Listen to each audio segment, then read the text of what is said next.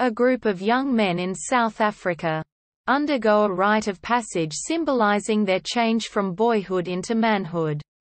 In rural China, a heavily pregnant Jin Ping is caught by Chinese military men with crates of black market blood in her van. The blood is destroyed and she is subsequently gang-raped.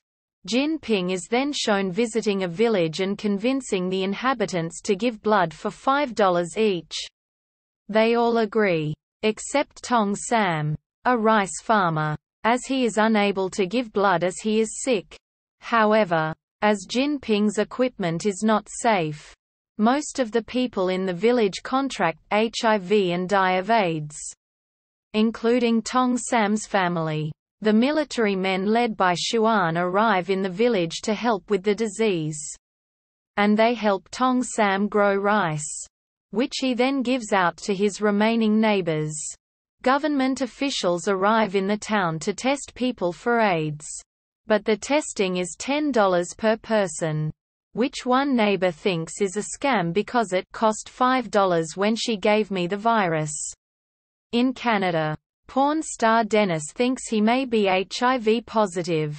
He cheats his monthly blood tests by taking blood samples from his ailing father instead of providing his own blood. Eventually his father dies, and his mother Olive finds out her son's job. Much to her dismay, Dennis subsequently quits his job. Olive finds out that her son is HIV positive when she goes to meet him at a self-help group. She then decides to infect herself with the HIV virus by drinking Dennis's blood, and then gets a substantial payoff from her health insurance company. She uses the money to provide a better life for her and Dennis. One night they go out for dinner, and they are waited on by Maria, a former colleague of Dennis. She informs him that she and several other porn actors are now infected with HIV because of Dennis. She says, "You killed me for $800.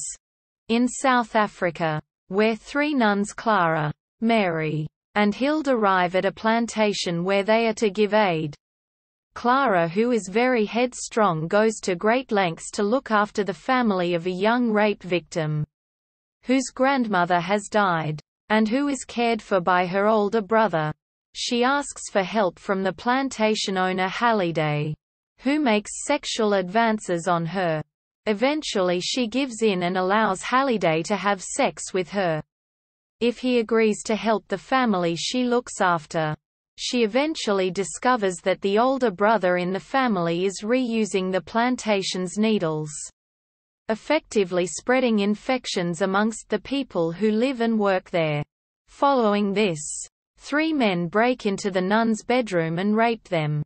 The nuns leave the plantation soon after, but as the car pulls away, Clara gets out and walks back to the plantation, removing her habit as she goes.